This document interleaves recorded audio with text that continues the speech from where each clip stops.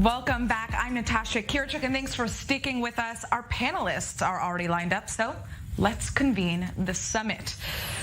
We have a couple of very important guests with us today. I'd like to introduce them. We have social media activist Emily Schrader joining us, along with Samer Sinjilawi, a Fatah activist from Jerusalem, and Israeli activist Yirmiyahu Danzig. Thank you guys so much for coming on the show. So what are we going to be discussing today? Well, the IDF has finally released its probe into the death of Al Jazeera journalist Shireen Abu Akleh. And here's what it says. After months of back and forth, denials and tests, the IDF has finally released its report into the death of Al Jazeera journalist Shireen Abu Akleh. It concluded that it was highly likely that Abu Akleh was killed accidentally by an Israeli bullet while she was covering IDF raids in Jenin. This comes after Israel had originally denied responsibility, blaming Palestinian gunmen for killing her, while a forensic test from the US proved to be inconclusive. These results have been rejected by the family of Abu Akleh, who are calling on the US for a more thorough and objective investigation. But will it agree to this? Why did it take Israel so long to release the findings of the investigation? If the Israeli probe concluded that it was likely an IDF bullet that killed her, why did the US's reports come back inconclusive? How will this affect Israeli-Palestinian relations? Is this the end of the Shireen Abu Akleh case? So let's get to it. Is this the end of the Abu Akleh case? And should it be? Of course, Emily, Samer, and Yirmiyahu, you know the rules. You each get 30 seconds to make your case, and then we're going to pick up after. Emily, let's begin with you. Right. So first of all, thanks so much for having me. I just want to say that I really think this should be the end of the Abu Akleh case, but I'm not confident it will be, at least in terms of the rhetoric and the story that's being told.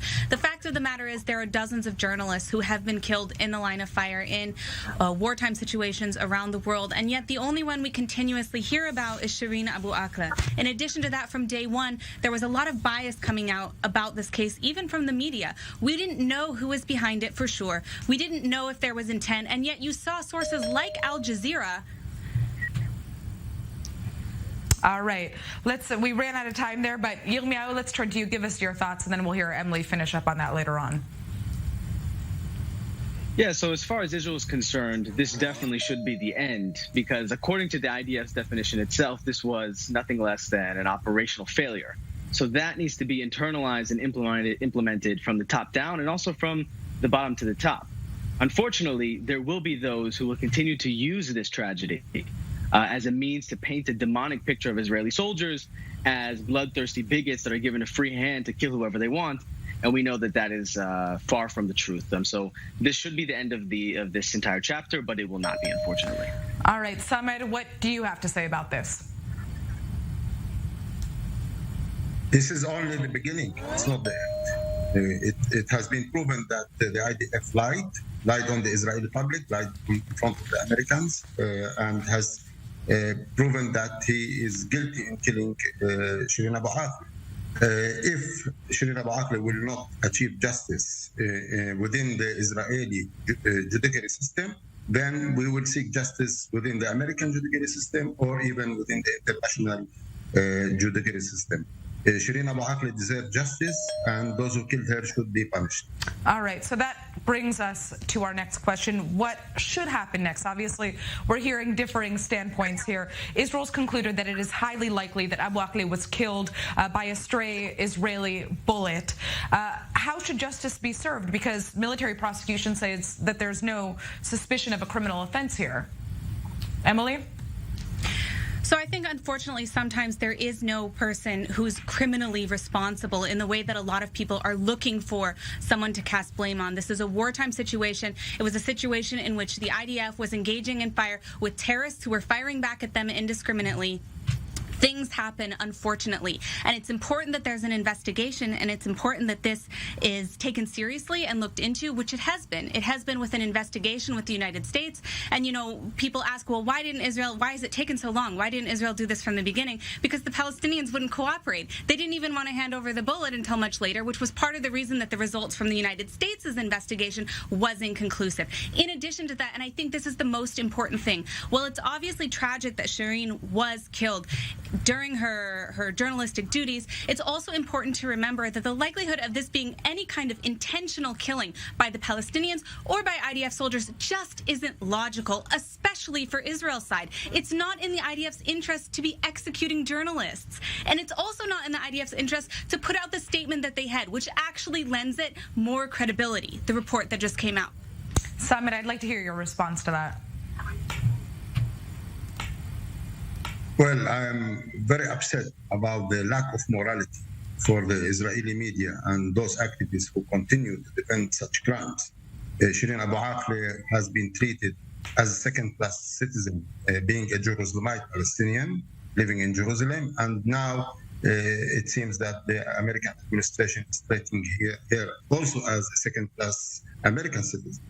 But her family, her friends, and Al Jazeera and the international community has enough resources to go until the end. Justice should come to Shireen Abu Akleh. There is no justification for any person at any circumstances just to shoot and kill innocent people. She was just doing her duty as a journalist, and she should have been protected. It has been proven by the CNN, it has been proven by Washington Post, New York Times, that there has been no exchange of fire at the time that she was shot. And unfortunately, since the rules for opening fire, for engagement by the Israeli IDF allows any soldier to shoot and kill any Palestinian, we are killed like dogs in the street. We are killed like Palestinians, because in Israel, dogs are not allowed to be shooted. We are killed in the streets and nobody pays. I didn't see one case where Israeli took responsibility of killing innocent Palestinians, even kids. That's absolutely false. I'm sorry, that's absolutely false. In the last operation this happened, the IDF released a statement after the fact taking responsibility for civilians, some of which included children who were killed in an airstrike. Some of them were killed by Islamic Jihad, but Israel does take responsibility. They take these cases extremely seriously, and they do investigate them in depth. That's completely false. Give me one case that the IDF compensated one Palestinian for shooting and killing him. One case. So before it was zero cases, before there were zero cases of the IDF taking responsibility, but now there's one? Not a single case that the Palestinian was compensated. This is terrible. This is pure apartheid. This is discrimination. Palestinians' life have a value, and everybody should respect. There is some. I'm sorry, but the way that it's been reported already is significantly more than any other journalist who has come under attack, and you know that. I'd like to turn to our next question. I want you. I know it's hard, but try not to speak over each other so we can both hear what you're saying. There are reports that the United States wants Israel to change its rules of engagement following Shireen's shooting. What can we expect out of that? And should Israel change its rules of engagement? Maybe Yirmiyahu, you want to give us your thoughts on that? Of course, I think it's incredibly tragic that the death of Shireen Abu Akleh during her job as a reporter is being used as yet another weapon to basically demonize one side over the other. What we're talking about in terms of the context in which she was killed was a bloody shootout between the IDF and Palestinian Islamic Jihad terrorists in Jenin. Now, the IDF didn't go there to walk in the park. They went there because this was just in the wake of a long spate of terror attacks, which took the lives of many Israeli civilians. Now, the fact that she was killed in this shootout was incredibly tragic. And for anybody who actually cares about justice for Shireen Abu Akleh would, at that very moment, taken a step back and said, let's let the combat forensic specialists take a look at this. Yet, unfortunately, people like Samir, as I'm hearing right now, would rather jump to conclusions without having any specialization in this field and not understanding that in the fog of war, people get killed. It's horrible and it's tragic, and we need to do as much as possible in order to reduce that. And the fact that the IDF has been forthcoming to say, hey, looks like one of our soldiers likely killed her accidentally. Because again, this picture of Israeli soldiers going in there with the mission to kill reporters is just purely libelous. And it doesn't get us any closer to justice for Israelis nor for Palestinians, and certainly not for Shireen Abu Akleh. Samir, would you like to respond to that? Well, nobody says that the IDF has an intention to assassinate Shireen Abu Akleh, but the IDF can kill any Palestinian without paying any price. And this should stop, and it should stop immediately. The whole regulations for opening fire should be changed. The whole occupation should end. Palestinians need to live freely, and we can find ways where we can live together. Unfortunately, we are seeing more and more that Israelis are dreaming to live as much as possible, occupying another 7 million Palestinians. We are now 50% Palestinians living between the river of Jordan and the Mediterranean, with 50% Jews, and there is no other way than coexisting and sharing this land. The only way to have this happening, Israelis should shift and try to understand that we need to share this land, that we equally belong to this land, we equally have historical rights to this land, and we can survive together. We can see each other as the solution to each other, not the problem to each other. But continuing defending crimes, this is state terror, killing an innocent Palestinian lady that is doing journalism. She has a duty of reporting to the people, to the outside world, with a very famous international TV channel like Al Jazeera, shooting and killing her and walking away the door without paying the price. This is too much to understand. This mentality should change. You should start taking responsibility on the crimes. Yes, violence should be stopped and freezed from all sides. But you're intentionally misrepresenting the events which occurred. We're talking about a wartime situation. They didn't walk up on the street and shoot a journalist. And the Mediterranean is the IDF. The IDF is the most well-equipped, well-trained, and the most violent organization. The amount of violence that they commit every day by collective punishment, by taking the innocent lives as collateral damage. Emily, simply, I'd like to hear Emily's response to what you're saying, Samir. And I actually agree with Summer that we need to be able to live together in peace. I don't see a future otherwise. Well, the other things that you're saying, Summer, are factually incorrect. They're factually incorrect. And they're misrepresentations not only of Israel, of the IDF, of the obligations that they have, and how they handle internal investigations when incidents like this occur. I'm sorry, but it's completely false. And on the one hand, you're claiming we don't have a future unless we recognize each other and recognize each other's rights to this land, to live here. And on the other hand, you're completely misrepresenting intentionally what happened in the Shireen Abu Akleh case. The IDF did not go in and shoot an innocent Palestinian on the street. This was a terrorist situation where they were dealing with gunfire from Palestinian terrorists. That's why they were there in the first place. What you're claiming right now is misrepresenting the facts of the situation intentionally in order to demonize the state of Israel. All right, Yirmiyahu, this is... Senator, go ahead. I'm recognizing the right of Jews and Israelis to live in this land, the whole land, everywhere, in Haifa, in Jaffa, Hebron, and in Nablus. But I am saying also Palestinians have equal rights to live everywhere in this land, including in Haifa and Jaffa, and in Nazareth, and in Nablus, and in Gaza. We have equal rights. I say equal rights. You should start seeing us as human beings. You are seeing us as objects under your occupation. That's absolutely false. That's absolutely false. All right. Well, guys, Yirmiyahu, one last. Unfortunately, my friends, we're going to have to wrap this up right now because we're going to continue this debate. Don't worry. We're out for a very, very brief break, a commercial break. But when we get back, we will continue this debate. We will talk about the U.S.'s involvement, international involvement in the outcome to this case. So don't go anywhere. We'll be back soon. Welcome back to Global Eye. I'm Natasha Kirchuk. We are back with our summit. We're still here with Emily Schrader, Samer Sinjilawi, and Israeli activist Yirmiyahu Danzig. Now, we've been discussing the IDF's recently released probe into the death of Al Jazeera journalist Shireen Abu Akleh. Before we continue our debate, let's take a listen to what her family has to say about the findings from that IDF report. The family from the beginning never really considered any of the stories and whatever the Israelis said. This was irrelevant to us. We believe they committed the crime, and they are not in a position to do their own investigation in this crime. So we believe that if it wasn't for the pressure, from the U.S. pressure, they would have never came up with such a statement, which is trying to cover up their crime, bending changing what happened, playing with words to cover up on this savage crime they committed in Jenin. It's unacceptable, and we will not accept. In fact, we are still demanding for justice for Shireen, either through the U.S. Administration holding a just, independent, transparent investigation for the killing of Shireen, or through the ICC, which we believe are in a better position than the Israelis to perform a just investigation. That was Shireen's brother speaking. Now, Shireen's family is calling for an independent investigation by the United States or the International Criminal Court. What do they want to see come out of that? Let's start with Yirmiyahu.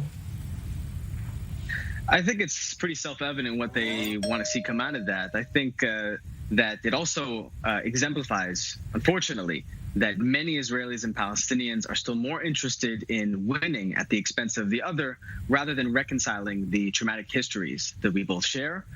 And the only way that that's going to be able to happen is here on the ground with the peoples that live in this land, not by bringing in foreign powers, whether it's the U.S. or the United Nations, in order so that we can actually create a better future for Palestinians and Israelis, and so that another tragedy doesn't occur. Samed, what do you think the family is looking for in an independent investigation? Well, justice. The shooter should be brought to justice, and he should be punished. He took the life of Shireen. And I think the family have enough resources to take it until the end in the ICC. We are witnessing now the case of the century.